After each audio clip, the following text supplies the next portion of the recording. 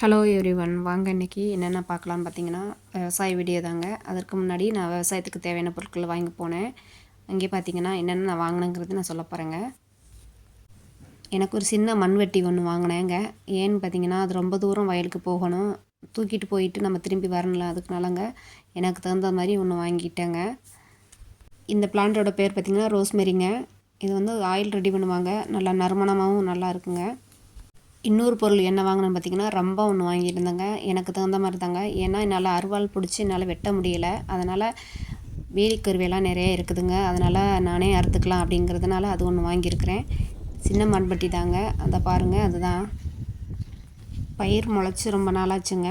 இப்போ பார்த்திங்கன்னா வாய்க்கால்லேருந்து தண்ணி பாய்ச்சணும், அதனால் வந்து நம்ம வாய்க்கால் வெட்டி வச்சுருக்கோம்.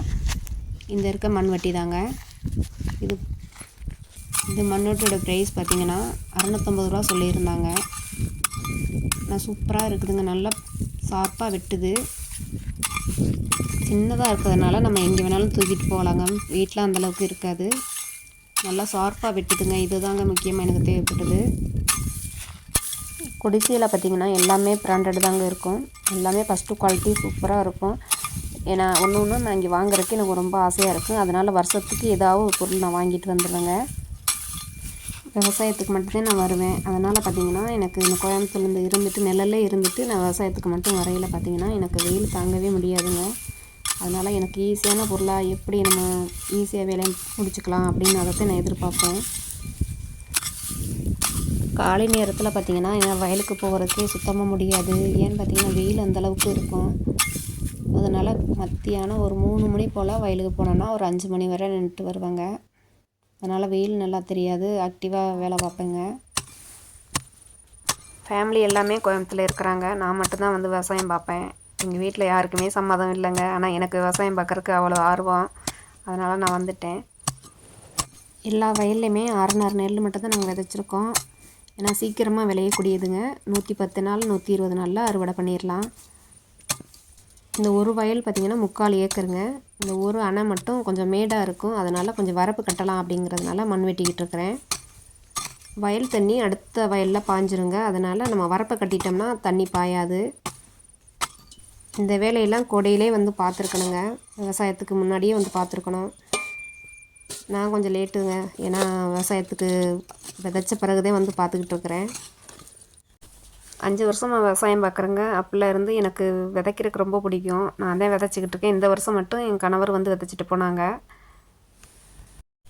பயிர் எல்லாமே சூப்பராக நல்லா முளைச்சிருக்குதுங்க. ஆனால் மழை மட்டும் கிடையாது, அதனால் கம்மா நிறைஞ்சிருச்சு. அதனால் அந்த தண்ணியை வயலுக்கு பாய்ச்சலாம் அப்படிங்கிறதுக்காக எல்லாம் பாய்ச்சிக்கிட்டு வராங்க. நாங்களும் பாய்ச்சணுங்க. அடுத்த வருஷம் இந்த வயலில் கொஞ்சம் வேலை இருக்குதுங்க. என்னென்னு பார்த்தீங்கன்னா சமம் பண்ணணும். இந்த ரொட்டவேட்டர் சொல்கிறாங்க, ஒரு மிஷின் வச்சு நம்ம சமம் பண்ணிட்டோம்னா தண்ணி வந்து அடுத்த வயலுக்கு போகாது. இறக்கத்தில் இருக்கிறதுனால சல்லுன்னு இறங்கி அடுத்த வயலுக்கு பாய்ஞ்சிரும். சமம் பண்ணிட்டோம்னா நம்ம வரப்பு கட்டிட்டோம்னா போகாதுங்க. நான் வந்து இந்த வேலையெல்லாம் பார்ப்பேனான்னு நினச்சி கூட நான் பார்க்கல. நான் ஒவ்வொரு வேலையும் நான் ஆர்வமாக பார்த்தேங்க. கல்யாணத்துக்கு முன்னாடிலாம் பார்த்திங்கன்னா விவசாயத்து பக்கமே எட்டி பார்க்க மாட்டேன். சாப்பாடுலாம் கொண்டு போவேங்க, கொண்டு போய் கொடுத்துட்டு உடனே திரும்பி வந்துடுவேன். இல்லைன்னா மரத்து நிழலில் படுத்து தூங்கி எழுந்திரிச்சு தாங்க வருவேன். ஆனால் இப்போ வந்து இப்படி வேலை பார்ப்பேன்னு நினச்சி கூட நான் பார்க்கல. டவுனில் இருந்துக்கிட்டு சொகுசு வாழ்க்கை வாழ்கிறத விட்டுட்டு இங்கே வந்து இப்படி கஷ்டப்படுறாங்களாம் எல்லோரும் பேசுவாங்க. எனக்கு பிடிச்சிருக்குங்க அப்படின்னு அதை சொல்லுவேன். பரவாயில்ல, ஒவ்வொருத்தவங்க ரொம்ப என்கரேஜ் பண்ணுவாங்க. பக்கத்து வயக்காரங்கிட்ட அந்த சாந்து சட்டியை வாங்கி தான் வரப்பு கட்டினேங்க. கொஞ்சம் ஹெல்ப் பண்ணாங்க, அவங்களுக்கு நன்றியும் தெரிவிச்சுட்டு கிளம்பியாச்சுங்க. அவ்வளோதான். இப்போ ஃபுல்லாக வரப்பு கட்டியாச்சுங்க.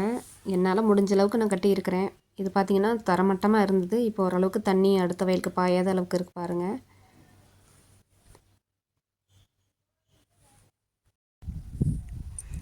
இது எல்லாத்தையும் கொத்தி விட்டு இந்த இடத்துல பயிர் இல்லாமல் இருக்கு பற்றியெல்லாம் இதெல்லாம் ஃபுல்லாக நடணும். நட்டுட்டு வயலில் தண்ணி பாய்ச்சி வந்துக்கிட்டு இருக்குது. அதுக்குள்ளே இந்த வேலையை முடிச்சிடுவோம். கொஞ்சம் அளவு க்ளீன் பண்ணிட்டேங்க, போதுமா? இன்னொரு வயலுங்க, இது வந்து 1/2 ஏக்கருங்க. இது மூளைக்கு மூளை, வயலோட மூளைக்கு மூளை பார்த்திங்கன்னா க்ளீன் பண்ண வேண்டிய இருந்தது.